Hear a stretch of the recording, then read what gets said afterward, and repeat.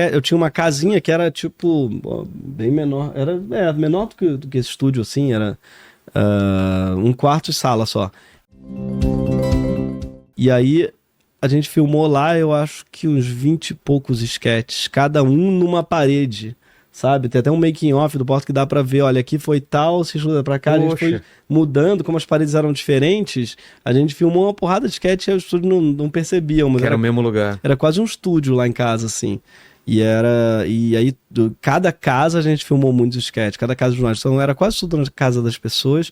Uma equipe muito enxuta, que é outra coisa que eu acho que o do Porta mudou isso. Mudou, né? que era legal, assim, porque na Globo tinha isso também. Eram 40 pessoas, pelo menos, né? Cara. Sei lá, 60. Caboman, mais muito, 7 o cara do áudio, cara. E aí vai filmar na rua, tem que fechar a rua. Tem que pedir autorização. Tem que contratar figurantes, porque no Porta a gente sempre roubou figuração, por exemplo. Pega uma câmera aqui, bota aqui, as pessoas estão passando no fundo, tá desfocado. Não dá pra ver, ver quem é. Vamos roubar aqui. Então o Porta sempre roubou takes no sentido de não precisa fechar a rua. Câmera ali, uma câmera aqui, outra ali. E a câmera pequenininha, câmera pequenininha. Isso aí é uma coisa que mudou também. A Sony, talvez. Aquelas 5D, né? 7D. Acho que depois foi pra Sony, né? Agora é uma Blackmagic, mas na época era uma 5D.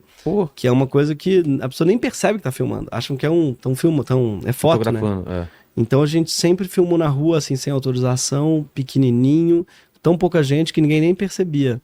É isso. Fazer câmera, com boom ou diretor, com microfone? Um boom. Um boom mesmo? Um boom. E uma lapela, às vezes os dois. Uma lapela pra garantir. Pra garantir. Bom, lapela, uma equipe de 8 pessoas. E não tinha muita pós, né?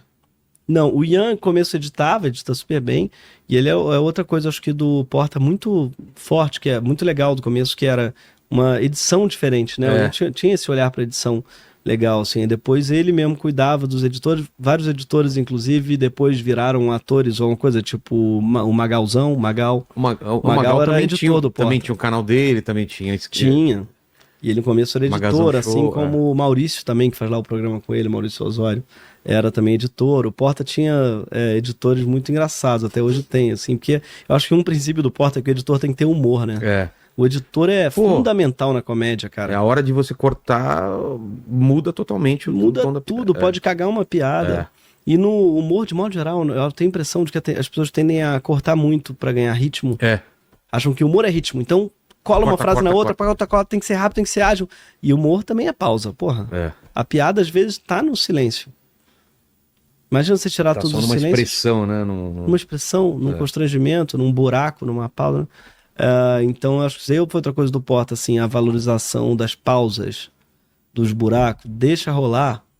Eu lembro que até a direção do Ian também ia nesse sentido, porque lá na Globo era vamos fazer com mais ritmo? Vamos fazer uma mais rápido pros atores, sabe? E no Porta era assim, não, pode fazer, se for o caso depois eu corto, mas...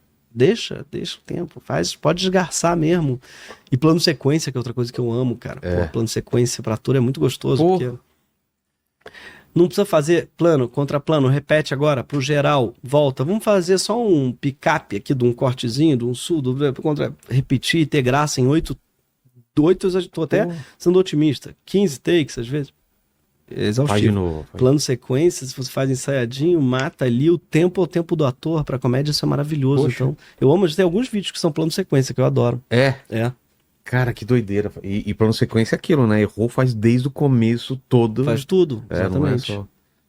E vocês faziam sempre com uma câmera ou duas pra garantir? Antigamente era uma, hoje em dia são duas, que é muito bom, porque a gente ganha um tempo bom, né? Já tem detalhe, já tem outra coisa. Total, já faz o fechado e o aberto juntos em geral, aí volta, faz o fechado e aberto. Antigamente era uma, 1, 2, 3, 4. Mas sem muito picotada, que é outra coisa que eu acho bom do Porta. Eu lembro quando eu faço comédia fora do Porta, eu sempre fico chocado com quantos planos tem.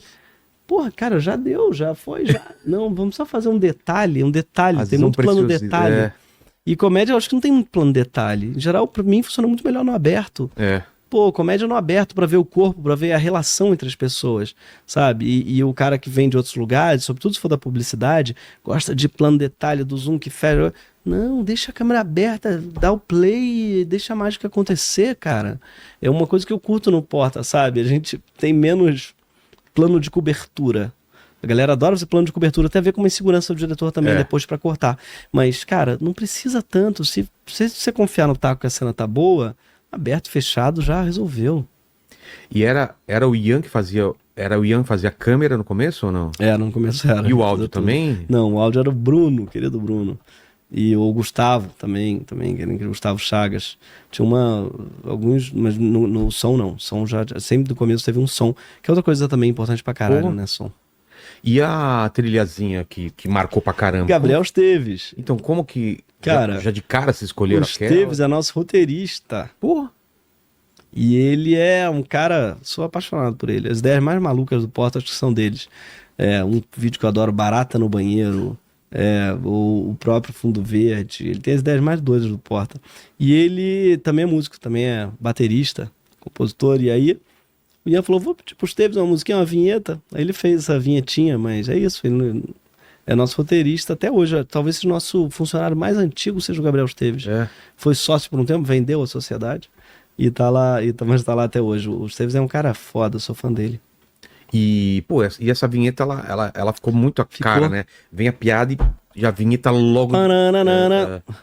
E ela é alta, né? Eu sei porque, volta e meia, eu tô num lugar, aí eu ouço, eu vejo, aí a pessoa fica constrangida, que eu vejo que ela tá mostrando um vídeo pra mostrar pra uma pessoa quem que eu sou. Entendi. Eu mostro ali, olha, ele tem aquele, aí ele mostra. Só que sempre na vinheta entrega, que eu ouço um eu olho, a pessoa fala, Cara, ela funciona inclusive como esse corte da piada, né? Tipo, acaba num momento que às vezes é no meio da piada, exatamente. num ponto alto. Exatamente. E já tinha, desde o começo, tinha o pós-crédito já? Tinha, desde o comecinho. É mesmo? Isso foi uma coisa que desde o primeiro vídeo eu acho que já tem, assim, o pós-crédito, que em geral eu adoro eles em geral, né? Que ele dá um passo além da cena. Tem a cena aqui escrota, o crédito, em vez de repetir, em geral, que quando funciona, ele é mais escroto, ele vai além da loucura da coisa, né? E pra vocês, então, quando que estoura? Tem algum vídeo que muda a coisa pra vocês lá? Tem. Acho que foi o Spoleto, foi o segundo vídeo, já foi muito forte. E outra coisa que mudou também o Spoleto foi na maneira que a gente entendeu a relação até com marcas, porque a gente não chamou de Spoleto, a gente chamou de self-service, sei lá. Não falou o nome Spoleto no vídeo. Todo mundo sabia que era, Todo mundo sabia que era. O vídeo bombou pra caralho e o Spoleto veio e propôs uma parceria, propôs botar grana. Isso é coisa louco, né? Para trocar o nome do vídeo para Spoleto. O Spoleto patrocinou a gente para chamar de Spoleto. Cara. E na Globo diziam pra gente... assim, tipo, os caras vão patrocinar, Pois na Globo diziam pra gente que você não podia falar nome de marca nenhuma, senão eles processavam. Ia ter processo. E a gente entendeu que não somente não processa, como a marca em geral, se tiver algum humor, vai entrar junto. Então foi uma mudança também de postura, sabe, pra gente. Total. E pras marcas também, de olhar pro Porta e falar, olha, dá pra botar uma grana aqui, não é legal. Pro Spoleto foi muito bom, eu acho, o vídeo. Apesar de não ser nosso objetivo no começo, né? Então o Spoleto foi um marco mesmo. E depois foi indo, assim, aos poucos, né? E aí vocês começam a ter um braço pra cuidar dessa parte também, de fazer comercial. Coisas direto pra publicidade também, Exatamente. Né? Até hoje tem, assim, tem uma turma do comercial do Porta que escreve pensando nisso, às vezes vem uma encomenda da marca, né? E às vezes é o contrário. Estamos com isso aqui, sketch, isso aqui é a cara de fulano, e o comercial vai lá e vende e tal.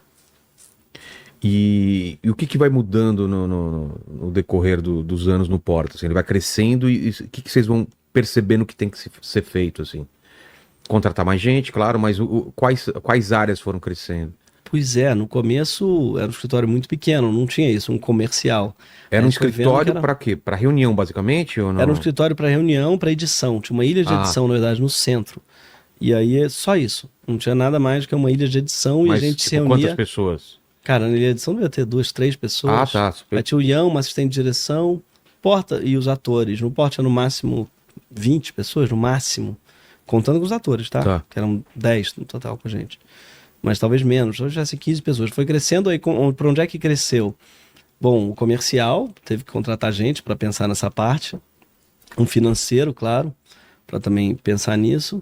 Aí depois a produção, que no começo era uma pessoa só, era a Nathalie Mega. Fazia tudo. Aí começou a crescer a produção. Que é roupa... Não, a produção era locação marcar tudo com os atores, ela fazia tudo.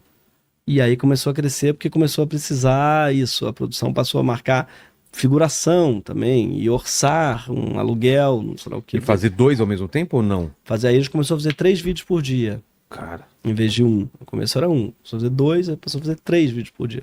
Então começou a ficar mais corrido, e motorista e tal, então a produção também cresceu muito, a área da produção. E a gente passou a contratar, porque no começo era meio freela todo mundo. Por Sim. exemplo, som era freela. A gente viu que, porra, tinha um dia lá que não tinha ninguém do som disponível no Rio de Janeiro. E Algum tinha que evento fazer. que teve, cara, como é que ele vai filmar? Tal, precisava gravar hoje, não pode, um cancelou.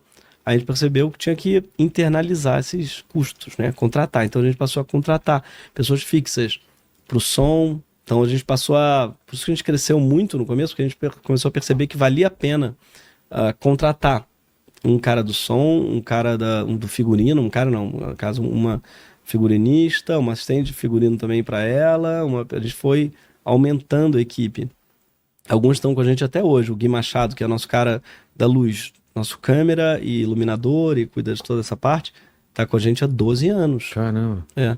Porque lá atrás a gente percebeu que valia muito a pena ter alguém, para ter uma identidade também. Senão cada pessoa que a gente chama pro vídeo vai ter um tipo de luz, uma cara e tal. E se a gente tem uma pessoa fixa, não só a gente não precisa ficar produzindo, fulano não pode, tem que chamar outro, como é que faz o dia tal? Ele tá lá com a gente, é um compromisso dele. Para além disso, a gente também tem uma identidade visual. E aí, quando que você se deu conta de que era um absurdo? Você que não queria ser empresário e falou, cara, olha o tamanho disso. Meio que assustou. Ou foi muito gradativo? Cara, foi bem gradativo, assim, aos poucos eu fui vendo, quando eu vi, eu tinha virado empresário.